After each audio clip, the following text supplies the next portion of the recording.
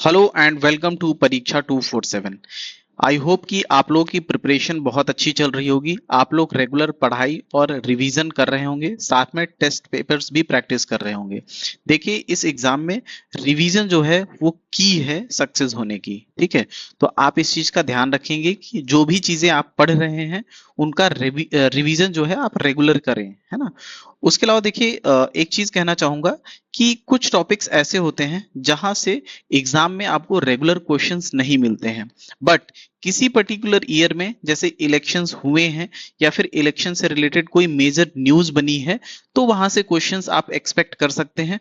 Reason being कि पीछे भी क्वेश्चंस ऑलरेडी पूछे जा चुके हैं। जैसे क्वेश्चन आ चुका है कि नीतीश कुमार जी जो हैं उनकी कॉन्स्टिट्यूएंसी क्या है, या फिर वो किस पर्टिकुलर विलेज से बिलोंग करते हैं। ठीक है, या फिर ये भी क्वेश्चन आ चुका है कि जो बिहार के इलेक्शंस हैं वो किस पर्टिकुलर डेट को अनाउंस किए हैं इलेक्शन कमीशन ने। ये सारी चीजें ऐसी हैं जो ऑलरेडी एग्जाम में पूछी जा सकती हैं। ठीक है, और पूछी जा चुकी हैं और पूछी जा सकती हैं, दोनों चीजें हैं। इस वजह से हम क्या करेंगे, जो 18th बिहार इलेक्शन हुए हैं, बिहार के जो लेजिस्लेटिव इलेक्शंस हुए थे 2025 में, उनके बारे में कुछ ऐसे पॉइंट्स जो एग्जाम पॉइंट ऑफ व्यू से थोड़ा सा इंपॉर्टेंट है, उन्हें डिटेल में डिस्कस करेंगे, साथ में उनको याद करने की कोशिश करेंगे। आपको करना क्या है कि अभी एक बार अच्छे से लेक्चर को सुनना है, उसके बाद ये पीडीएफ आप लोगों को प्रोवाइड कर दी जाएगी। आप पीडीएफ से एक बार अभी रिवीजन कर लीजिए, उसके बाद फिर जब जब भी आपका एग्जाम, आपकी जो भी एग्जाम डेट आती है, एग्जाम देने जाने से पहले आप एक बार रिवीजन कर लेंगे। ठीक है, और ये आपके बैक ऑफ द माइंड ये चीजें जो हैं वो फिट हो जाएंगी, जिससे होगा क्या, एग्जाम में आप इजिली क्वेश्चंस कर पाएंगे। ठीक है, आप यहाँ से एक क्वेश्चन एक्सपेक्ट कर सकते हैं। बहुत छोटा टॉपिक है, आप 10 से 15 मिनट में इस टॉपिक को पढ़ के और एक दो बार रिवीजन करके आसानी से ये 1 से 2 नंबर ग्रैब कर सकते हैं। ठीक है, तो चलिए अपना डिस्कशन शुरू करेंगे। सबसे पहले आपको याद रखना है कि जो 2025 में इलेक्शंस हुए हैं, है ना, ये बिहार की लेजिस्लेटिव असेंबली के 18th इलेक्शन थे, है ना। तो आपको ये नंबर याद रखना है कि ये 18th लेजिस्लेटिव इलेक्शंस थे बिहार के। नेक्स्ट पॉइंट आपको याद रखना है कि इलेक्शन कमीशन ऑफ इंडिया ने बिहार के 18th लेजिस्लेटिव असेंबली की जो नोटिफिकेशन है वो 6 अक्टूबर 2025 को रिलीज किया। ठीक है, तो आपको नोटिफिकेशन डेट याद रखनी है। ये पीवाईक्यू है ना, किसी पर्टिकुलर ईयर में कब इलेक्शन कमीशन ऑफ इंडिया ने नोटिफिकेशन जो है वो जारी किया था, ये ऑलरेडी पूछा जा चुका है। तो आप इस डेट को याद रखेंगे, 6 अक्टूबर 2025। ठीक है, तो किसी भी तरीके से आप 6 इंटू 3 18 होता है। ठीक है, आप उसको कोरिलेट कर लीजिए, वो आप कैसे भी याद कर सकते हैं, बट आपको ये दो फैक्ट्स यहाँ से याद करने हैं। ठीक है, कि 18th इलेक्शन है और 6 अक्टूबर 2025 को नोटिफिकेशन आई थी। इसके बाद आपको याद रखना है कि जो इलेक्शंस हैं बिहार लेजिस्लेटिव असेंबली के, वो 2 फेजेस में हुए थे। ठीक है, नंबर ऑफ फेज आपको याद रखना है, और ये इजी है, इसको आप मतलब नहीं भूलेंगे। उसके बाद आपको याद रखना है कि जो फर्स्ट फेज है, ठीक है, वो देखिए 6 अक्टूबर को नोटिफिकेशन आई थी, जस्ट एक महीने बाद पहला फेज जो है वो 6 नवंबर को हुआ है, और दूसरा फेज जो है वो 11 नवंबर को हुआ है। ठीक है, तो 2 फेज में इलेक्शन हुए हैं, 6 नवंबर और 11 नवंबर। उसके बाद फिर आपको याद रखना है कि जो बिहार की 243 लेजिस्लेटिव असेंबली सीट्स हैं, ठीक है, उसमें से जो 121 कॉन्स्टिट्युएंसीज थी, उनमें 6 नवंबर को हुआ था। ठीक है, जो कि टोटल 18 डिस्ट्रिक्ट्स में फैली हुई थी, है ना। उसके बाद फिर आपको याद रखना है कि सेकंड जो आपका ये फेज था 11 नवंबर वाला, इसमें 122 कॉन्स्टिट्युएंसीज को हुई थी, और यहाँ पर 20 डिस्ट्रिक्ट्स हैं, है ना।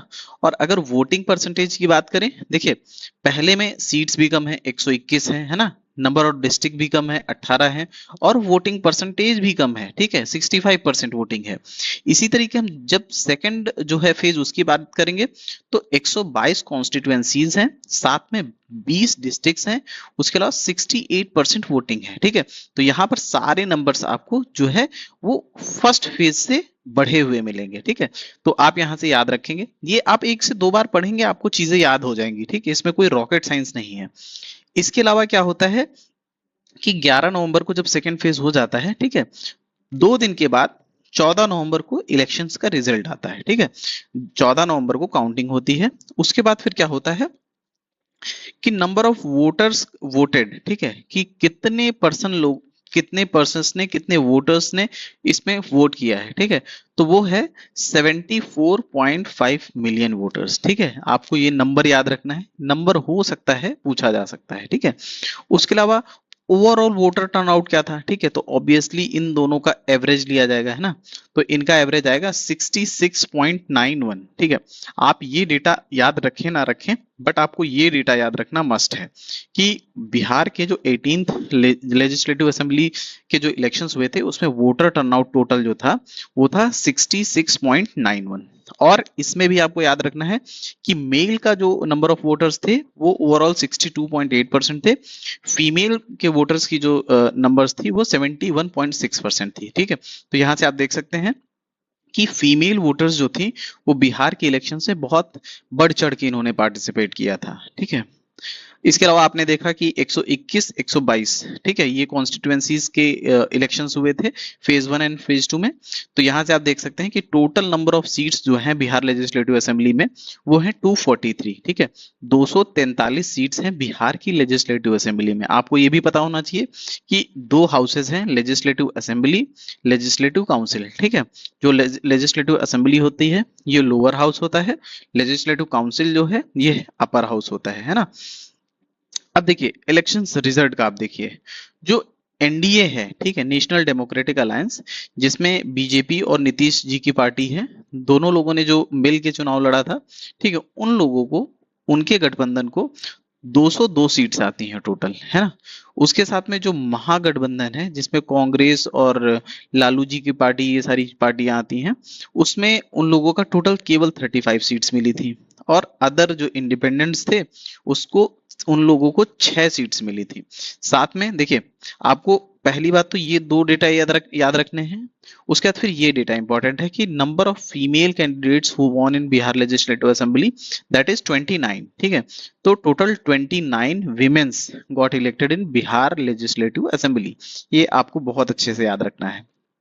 उसके बाद फिर हम क्या देखते हैं कि जब ये हो जाता है, इलेक्शंस हो जाते हैं, उनके रिजल्ट आ जाते हैं, तो नीतीश कुमार जी जो हैं, ठीक है, ये अपने लाइफ की बिहार के as a CM 10th oath लेते हैं, है ना। तो ये क्वेश्चन सीधे सीधे आपसे पूछा जा सकता है कि 2025 में बिहार में जो नीतीश कुमार जी हैं उन्होंने सीएम की ओथ ली और वो किस नंबर की ओथ थी। तो आपको याद रखना है उन्होंने 10th ओथ ली थी अपनी, है ना। और इसके बाद फिर आप याद रखेंगे कि इन्होंने जो ओथ ली है वो किस डेट को ली थी। तो 14 को जो है वो रिजल्ट्स आए थे, इलेक्शन रिजल्ट। उसका 20 नवंबर 2025 को इन्होंने एज अ सीएम ओथ ली थी, ठीक है, किस नंबर की, 10th नंबर की। उसके बाद फिर आपको एक चीज और याद रखना है कि बिहार में जो लार्जेस्ट विक्ट्री है, जो मतलब यहाँ पे ये है कि किसने सबसे ज्यादा वोटों से एक हिसाब से जीत हासिल की, ठीक है। तो वो है कौन, कालाधर मंडल, है ना, जो कि जेडीयू पार्टी से आते हैं, है ना। और इन्होंने किसको हराया, ठीक है, इन्होंने एक हिसाब से 73,572 वोट से एक हिसाब से जीत जो है वो हासिल की, है ना। तो इन्होंने जो एक हिसाब से मार्जिन था फर्स्ट और सेकंड कैंडिडेट में वो कितना था, 73,572 सीट, 72 वोट्स, है ना। और कहाँ पे, कहाँ किस पर्टिकुलर सीट पे, तो वो उस सीट का नाम है वो है रुपौली से, है ना। तो यहाँ पे आप दो तीन चीज याद रखेंगे, पहला नाम, ठीक है, मंडल आप नाम याद रख लीजिए, यहां से ही सॉल्व कर लेंगे क्वेश्चन। और कितने वोट से, अराउंड 73,000 वोट्स, और किस पर्टिकुलर कॉन्स्टिट्यूएंसी में, ठीक है, तो रुपौली। तो यहां से ये तीन चीजें आप याद रखेंगे। अब आपने सबसे लार्जेस्ट विक्ट्री देख ली कि वो लार्जेस्ट विक्ट्री थी कि मंडल जी की, और 73,000 वोट से, जो कि प्लेस था रुपौली। इसके बाद आपको याद रखना है कि स्मॉलेस्ट विक्ट्री किसकी है, ठीक है। तो स्मॉलेस्ट विक्ट्री जो है वो जेडीयू के राधा चरण शाह की है, जिन्होंने आरा से केवल 27 वोट से एक हिसाब से अपनी विक्ट्री दर्ज की, है ना। तो आपको याद रखना है, ठीक है, कि मंडल जो है उनकी लार्जेस्ट विक्ट्री है रुपौली से, और जो राधा चरण शाह हैं उनकी आरा से सबसे स्मॉलेस्ट विक्ट्री है, दैट इज 27 वोट्स, है ना।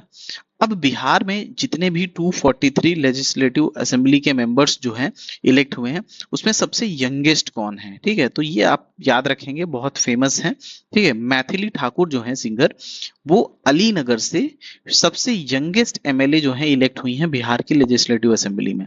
और इनकी एज जो है केवल 25 ईयर्स ओल्ड है, कि जस्ट ये एलिजिबल हुई थी एमएलए के इलेक्शन के लिए, और इन्होंने इलेक्शन में एक हिसाब से इन्होंने इलेक्ट होने के लिए ये लड़ी, और ना कि केवल लड़ी, ये जीत के भी आई।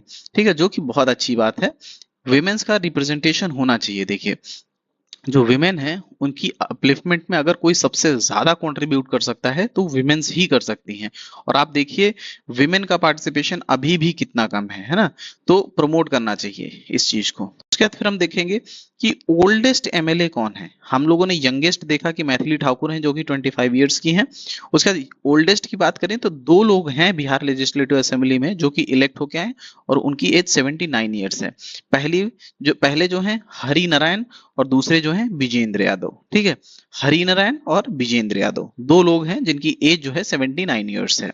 उसके बाद फिर देखिए यहाँ पर है कि जो रिजर्व सीट्स हैं बिहार की लेजिस्लेटिव असेंबली में, वो एससीज के लिए है 38 सीट्स। ठीक है, तो इन क्योंकि ये 38 नंबर बहुत बड़ा हो गया, इस वजह से आपको इन 38 जो सीट्स हैं उनका नाम याद नहीं रखना है। लेकिन जो एसटी कम्युनिटी के लिए दो सीट्स रिजर्व हैं, आपको इनको याद रखना है, और आप कमेंट में इन दोनों सीट्स का नाम बताएंगे। ठीक है, आप ध्यान से देखिए, एक चीज होता है कि आप लिख के अगर प्रैक्टिस करेंगे तो आपको याद हो जाएगा। ठीक है, आप ऐसे पढ़ सकते हैं, लेकिन पढ़ने के बाद अगर आप आके उस चीज को पढ़ने के बाद कमेंट में लिख रहे हैं तो एक बार प्रैक्टिस रिवीजन आपको वहीं पे हो जाएगा। तो आगे फिर डिस्कस करते हैं। फिर है कि फर्स्ट टाइम वोटर्स जो हैं, ठीक है, वो बिहार की इन लेजिस्लेटिव जो 18th असेंबली था, 18th असेंबली इलेक्शन था, उसमें 14 लाख वोटर्स जो थे उन्होंने फर्स्ट टाइम वोट किया था। ठीक है, अब बिहार के स्पीकर कौन इलेक्ट हुए हैं, मतलब सारे ओथ होने के बाद जो प्रोटेम स्पीकर के बाद जो वहां पे स्पीकर आते हैं वो कौन है? तो प्रेम कुमार है ना। क्वेश्चन आ सकता है कि बिहार लेजिस्लेटिव असेंबली के स्पीकर कौन है, तो याद रखना है आपको प्रेम कुमार। डेप्यूटी स्पीकर कौन है? तो नरेंद्र नारायण यादव है ना। नरेंद्र नारायण यादव जो हैं वो हैं बिहार की लेजिस्लेटिव असेंबली के डेप्यूटी स्पीकर। उसके बाद फिर chairman of Bihar legislative council है ना। जो लेजिस्लेटिव असेंबली होती है, हम लोगों ने अभी डिस्कस किया कि वो लोअर हाउस होता है और काउंसिल जो होता है वो अपर हाउस होता है। तो वहां के जो चेयरपर्सन हैं काउंसिल के, उनका नाम है अवधेश नारायण। ठीक है, आपको याद रखना है बिहार लेजिस्लेटिव असेंबली जो लोअर हाउस है उसके एक हिसाब से स्पीकर प्रेम कुमार, और जो अपर हाउस है उसके चेयरमैन अवधेश नारायण है ना। बिहार के लेजिस्लेटिव असेंबली में टोटल नंबर ऑफ सीट्स जो हैं 75 हैं। यहाँ पर जो इलेक्टेड मेंबर्स आते हैं वो 63 आते हैं, और नॉमिनेटेड मेंबर जो आते हैं वो 12 आते हैं। ठीक है, उसके बाद फिर आपको याद रखना है कि बिहार के अभी के गवर्नर जो हैं वो सैयद अता हसनैन। ठीक है, सैयद अता हसनैन ये हैं बिहार के अभी के गवर्नर। उसके अलावा क्या होता है कि 15 अप्रैल को बिहार के जो सीएम थे नीतीश, उन्होंने रेजिग्नेशन दिया, और 15 अप्रैल को सम्राट चौधरी जो है वो बिहार के 24th चीफ मिनिस्टर के लिए ओथ लेते हैं है ना। तो अगर क्वेश्चन आता है कि सम्राट चौधरी जो हैं ये किस नंबर के सीएम हैं बिहार के, तो आपको याद रखना है 24 है ना। ये सम्राट चौधरी जी बिहार के 24th चीफ मिनिस्टर हैं। आपको याद रखना है, ये फैक्ट इस बार पूछा जा सकता है। रीजन बीइंग कि नीतीश कुमार जी बहुत लंबे टाइम से जो है बिहार के सीएम रहे हैं है ना। उसके बाद फिर ये चेंज हुआ है, तो कुछ ना कुछ आपसे 100% क्वेश्चन पूछा जाएगा। और मुझे जो लगता है कि क्वेश्चन कहीं से अगर आएगा तो या तो यहां से आएगा, या फिर नीतीश जी के कितने उन्होंने ओथ लिया इस पर्टिकुलर चीज से क्वेश्चन आएगा है ना। तो इन्होंने आपको याद रखना है कि किस पर्टिकुलर डेट को इन्होंने ओथ लिया, तो 15 अप्रैल को लिया। और इनकी कॉन्स्टिट्युएंसी क्या है? जैसे तारापुर कॉन्स्टिट्युएंसी है। अब यहाँ पे आपको इस तारापुर किस डिस्ट्रिक्ट में आती है, आपको डिस्ट्रिक्ट जो है वो कमेंट में बताना है। उसके बाद फिर हम देखेंगे कि जब इन्होंने ओथ लिया तो 2 लोग जो हैं उनको इन्होंने डेप्यूटी सीएम की तरह एक हिसाब से रखा हुआ है। किसको किसको? एक तो विजय कुमार चौधरी और दूसरे हैं विजेंद्र प्रसाद यादव, है ना। विजेंद्र प्रसाद यादव ही इस समय बिहार के फाइनेंस मिनिस्टर हैं। जब नीतीश कुमार की गवर्नमेंट, मतलब जब नीतीश कुमार सीएम थे उस टाइम पे जो सम्राट चौधरी वो फाइनेंस मिनिस्टर थे। अभी जब सम्राट चौधरी जो है वो जब बिहार के सीएम बने हैं तो इन्होंने विजेंद्र प्रसाद यादव को फाइनेंस मिनिस्टर बनाया हुआ है, ठीक है। उसके बाद फिर आप याद रखेंगे कि बिहार के इस समय चीफ सेक्रेटरी कौन है, तो वो है प्रत्या अमृत, है ना। तो आप याद रखेंगे अमृत से, आप याद कर लीजिए कि बिहार के चीफ सेक्रेटरी कौन है, अमृत है, ठीक है।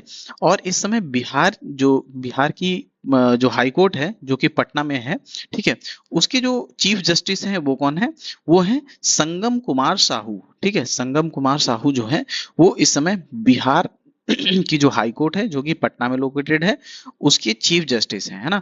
और ये किस नंबर के हैं, तो आपको याद रखना है 53rd, है ना। तो जो संगम कुमार साहू हैं ये पटना हाई कोर्ट के 53rd चीफ जस्टिस हैं। तो ये हम लोगों ने बहुत डिटेल में डिस्कस किया जो 18th इलेक्शंस हुए हैं बिहार असेंबली के, उसके बारे में आप याद रखेंगे। कुछ फैक्ट्स हैं जो मैंने आपसे बोला कि ये फैक्ट्स बहुत ज्यादा इंपॉर्टेंट हैं, उनके लिए आप बहुत अच्छे से ध्यान रखेंगे वो सारी चीजें। जैसे ओवरऑल परसेंटेज क्या है ना। उसके बाद हम लोगों ने डिस्कस किया कि नीतीश जी ने किस नंबर की ओथ ली थी, ठीक है। और उसके अलावा फिर लार्जेस्ट विक्ट्री और स्मॉलेस्ट विक्ट्री, उसके अलावा यंगेस्ट फीमेल, यंगेस्ट वहां की मतलब एक हिसाब से यंगेस्ट एमएलए, और उसके अलावा number of female candidates which got elected, है ना। तो ये सारी चीजें हैं जो आप बहुत अच्छे से याद रखेंगे, ठीक है। सम्राट चौधरी किस नंबर के सीएम है बिहार के, ये भी आप याद रखेंगे, है ना। और इसके अलावा ये सारी चीजें जो भी इंपॉर्टेंट थी वो हम लोगों ने डिटेल में डिस्कस कर लिया है। देखिए अगर आपको कंटेंट पसंद आ रहा है तो आप चैनल को सब्सक्राइब कर लीजिए, और डिस्क्रिप्शन में आपको टेलीग्राम ग्रुप का लिंक प्रोवाइड कर दिया गया है, वहां से टेलीग्राम ग्रुप ज्वाइन कर लीजिए। साथ में क्लासेस को अपने फ्रेंड्स जो भी आपके प्रिपरेशन कर रहे हैं उनके साथ शेयर कीजिए, ठीक है। तो अभी इस लेक्चर को यहीं खत्म करते हैं। नेक्स्ट सेशन में हम लोग कुछ और इंपॉर्टेंट टॉपिक पे डिस्कशन करेंगे जो एग्जाम पॉइंट ऑफ व्यू से इंपॉर्टेंट होंगे। Thank you so much.